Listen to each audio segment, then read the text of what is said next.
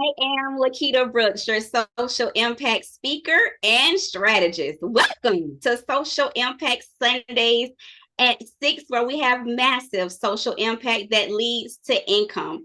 And today we have Dr. Gayle as our guest on the social work movement. She is a life transition social worker and speaker. Welcome, Dr. Gayle. Thank you. I appreciate it. I love being here. Yes. So tell me, what inspired you to become a social Okay, so there's literally a person that inspired me to be a social worker. So while I was at undergrad, I started tutoring with a nonprofit organization. And through that organization, I was able to meet different youth from different areas. This specific young man, he was part of a nonprofit as well, but he was also awarded a state. And we tutored within that organization, and he was there faithfully every time, built that relationship with him. And through knowing him, I learned that he had two social workers that left. And I didn't know what social work was. I was in school for sociology, and I knew what sociology was, and that was my niche. But then learning about him and how he was dealing with the loss of the social workers and what he was going through, I decided to do that research. And by doing that research, I realized it was a nice transition from what I was already doing.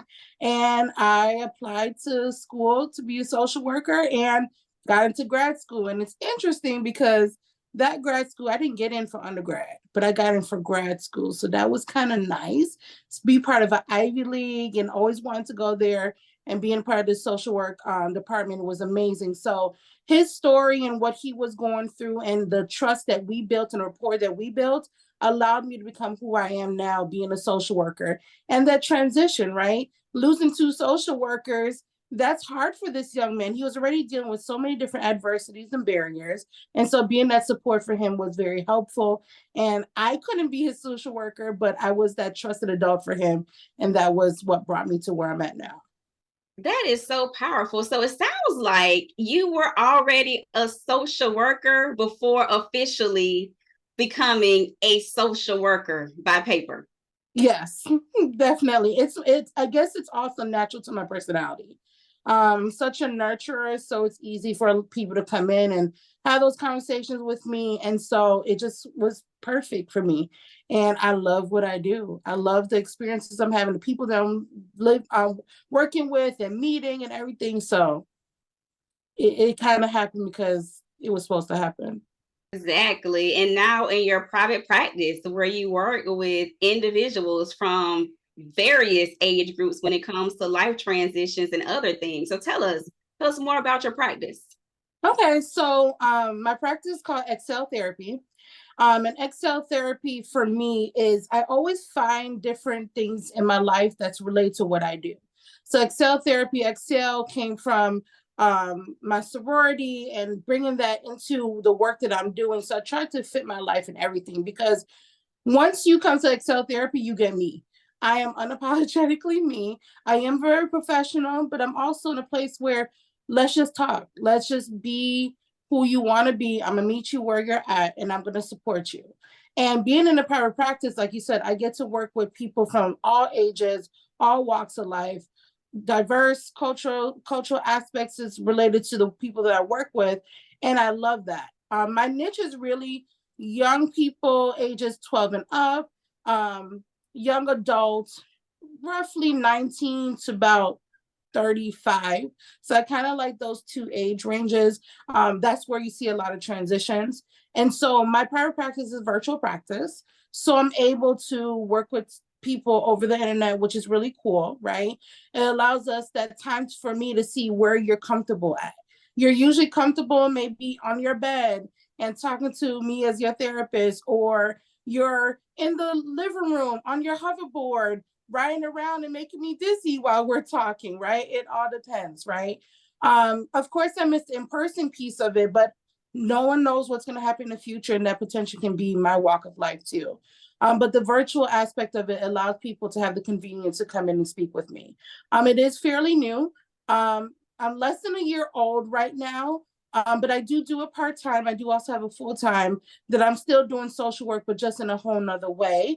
But the clinical practice is important to me because I want to help create that love for therapy and break those stigmas and barriers around someone supporting you or somebody being your business or someone you are able to trust to talk about certain things or being able to have what you need in order to take care of yourself. You have a toolbox. I'm giving you tools in order to put in that toolbox to help you.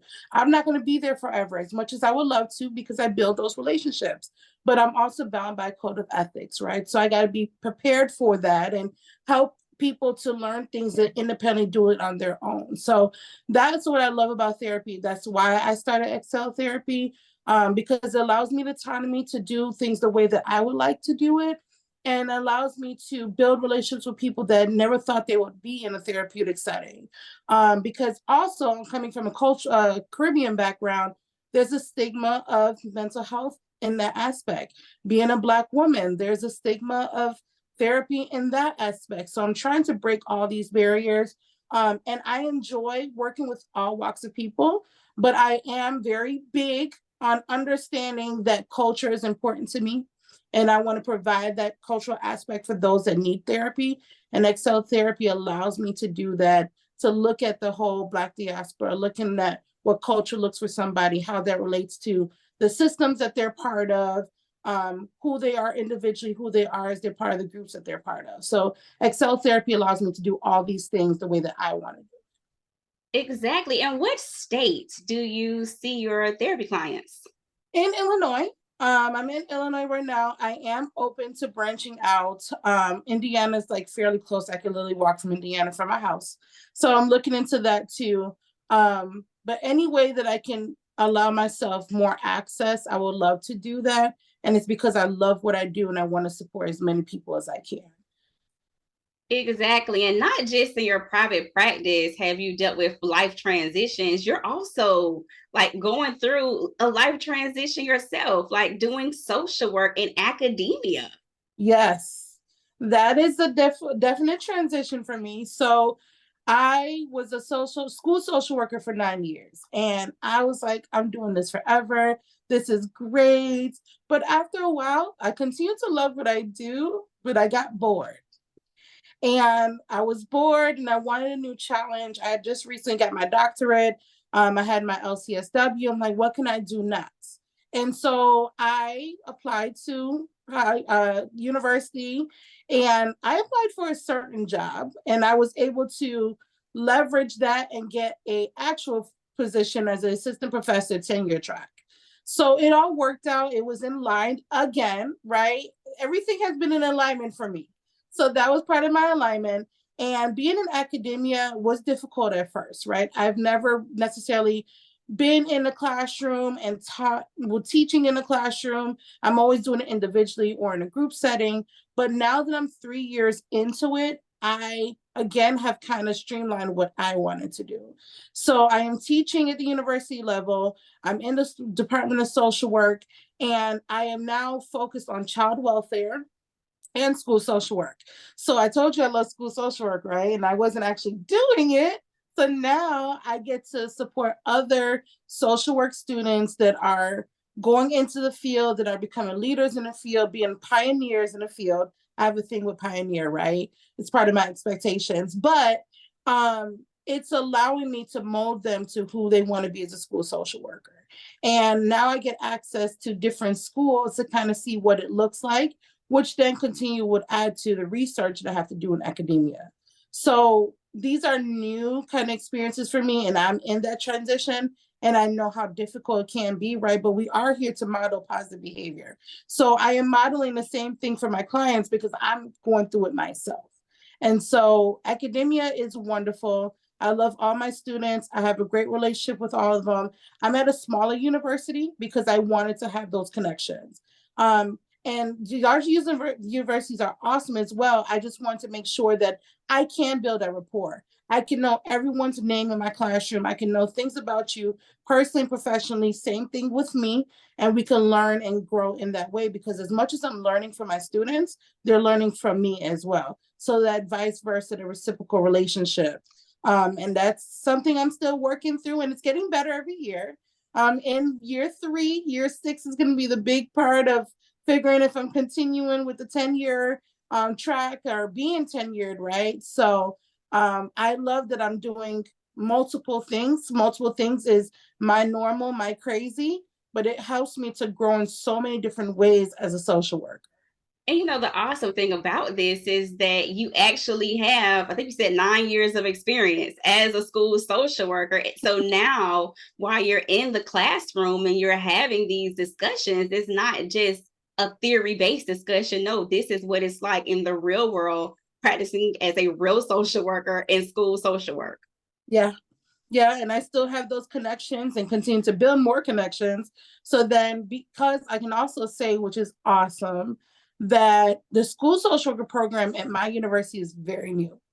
One person, she started the whole program and got all the paperwork and everything approved, and then she mentored me in order to streamline myself into it. So I was part of year one of this program, and now we're in year three going into year four. So I'm learning about curriculum, creating curriculums, and using appropriate books for class. And like you said, connecting my experience to what students are learning and what things I need to refresh on, because things in school social work is changing. But then I'm connecting with different districts and connecting with different social workers, and now sometimes superintendents and principals, and then being able to do site visits and go out to these schools and see what different social work is. A very different, beast in its own.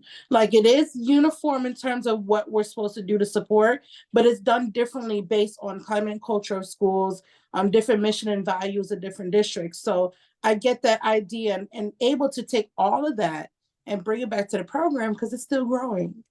So I really love that aspect too. Yeah, and for you to be there pretty much near the beginning and be able to see that transition and that Yes. growth of the school. And I know earlier you talked about, dismantling some of those narratives when it comes to therapy. You're probably also dismantling narratives in academia. So what would be some of those just overarching social work narratives that you're like, goodbye, good riddance, I never want to hear from you ever again? Let's see, man. Ooh, that's and it's a lot, right? Social work is a very vast field with a lot of inner working things. It can be done differently, different perspectives about what it should be. And what I'm learning within social work for me as a Black woman identifying as a Jamaican American woman, I'm realizing that with social work, it's okay to be authentic. It's okay to show up as you are. You don't necessarily have to always code switch the way that we've been told that we need to, right, in order to fit in. Because I'm in a university and academia where I can be me. And like I said, I'm very professional. I can show up when I need to. I guess that is code switching, right? We naturally just do it. But I can be who I am. I am working in a department that has an African man, other people identify as African American, African, white, Hispanic. We are very diverse within our department, and I get to show up as me. I don't have to come in and feel that things are stuffy, that I'm able to do the research that I choose that I want to do, that narrative is not being pushed on me, that I am able to identify as Jamaican and bring my culture into what I'm doing, that I'm able to use culture as part of my curriculum, as part of the conversations that I'm having, as part of what we're looking into understanding diversity and relate it back to the code of ethics as a social worker. As a social worker, realizing it's just a conversation. We are literally just having dialogue back and forth. Yes, there is a component of one, confidentiality, informed consent, being able to build that rapport, but I want you to come in as natural as I am in this aspect, right? Um, I'm able to allow people to be who they are and show up in that way. I don't have to tell you to be any different than what you are. And you continue that with longevity, and you be that social worker that you want to be. You be that client in therapy and realizing stuff about yourself that you're like, oh, it's okay to be me. And I think that's the biggest thing. Of course, we are always navigating these professional instances of I have to show up and I have to use big language and I have to, be tip top all the time. And you can do that and be natural. You don't have to put on a facade. You don't have to put on a mask. As much as our clients are coming to us with these masks of, I don't know who I should be, or I'm listening to other people, or I'm comparing myself to somebody else. Me as a social worker, I've taken that mask off too. And now I can teach you to do the same thing. It's going to take time because I'm learning, but also I'm giving you the tools to learn that as well. So being as a social worker and being in academia, I thought that I had to be a particular person. I had to change me in order to show up in the spaces that I'm in, and I don't have to. And I think we want to get rid of that. We want to dismantle that as part of social work, because I am teaching other social workers. I am teaching other leaders that's going into this field and deciding what it's going to look like for them. And these are big numbers, right? This is not just 1 or 2 people. We're looking at 10, 15, 20 every year, right? That's important because that's giving back to the profession. That's giving back to our field, the service of it all. So those are some of the things that I'm realizing, right? And as I'm being able to collaborate with other people that have different interests in social work or have come from different environments within their lives and how they were raised and the foundations that they have, then I'm able to take all of those things also and I'm able to incorporate into my world. And that's how that as a social worker, we're networking all the time. And we network for good reason, because then I can learn from you in order to be better. And you can learn from me and do the same thing as well. Showing up as our authentic selves. It's the best part. Best part. The very best part. And so let's talk about what's next for you as you show up as your authentic self. What's next for me? Okay, so being me and my authentic self is continuing to learn, continuing to allow myself to be outside of my comfort zone, right? I'm comfortable in certain aspects and I want to create more braver spaces for me as I continue to go forward. I am looking into more presentations and conferences. I'm presenting at a conference in Texas in June. So I'm really excited about that, doing a breakout session. And that's new for me. But then I also get to learn from other social workers, other behavioral therapists that are in the field. What else is next for me? Continue to grow my practice, right? I have the mission to do it more part-time because I want to do clinical work, but I also want to do some other things. And of course, no one knows what the future looks like. So potentially it could be full-time. But I know that for me, authentically, I want to continue that mentorship. I want to continue the leadership in the roles that I'm part of. I want to be able to support other people as they continue to grow in that transition aspect. But I also want to learn more about myself in this process authentically and how I continue to grow and how I continue to manifest the things that I want to do and also just streamlining it as much as possible. So creating those goals too, that's going to be important. But going forward, I see bigger and better things for myself, and I'm going to pace myself as I do that because authentically I can get stressed out easily. I don't want that, but even opportunities like this allows me to take my time, do what I got to do, and make things happen within my life. Exactly. And how can someone reach you? You can reach me. Email is always a good way to reach me. exceltherapyllc@gmail.com. Also, I am on Instagram, Excel Therapy LLC. I'm kind of dibbled down in other social medias. I haven't got there yet, but I am on Facebook. I do have a page on Facebook as well. And then once I can get connected with you, then we can continue and I'll add more opportunities to reach out for me. And I also have a website, www.exceltherapyllc.com. And those are always good places to reach me. And I would love to, connect with people as much as possible. And I'm also on LinkedIn under my name, Althia Gayle. All right, Dr. Gayle, any other last thoughts, things you want to share with our audience? Show up as yourself all the time. The social work field is very vast. Find what works for you. We always talk about finding our niche. Find what interests you. Find somewhere where you're comfortable and continue to do that. Be who you are be unapologetic about who you are, and allow people to see you shine bright, and being able to feel comfortable in the spaces that you're part of and those spaces that you continue to create for yourself. Ooh, well, thank you so much, Dr. Gayle, for joining us today on the Social Work Movement. Thank you so much. I love this platform. It's amazing. Yes, so I am Lequita Brooks, your social impact speaker and strategist. Thank you for joining us for Social Impact Sundays at 6, where we have massive social impact that leads to massive income. And make sure you get involved and go to thesocialworkmovement.com. Once again, that is thesocialworkmovement.com. Until next time, have an amazing day.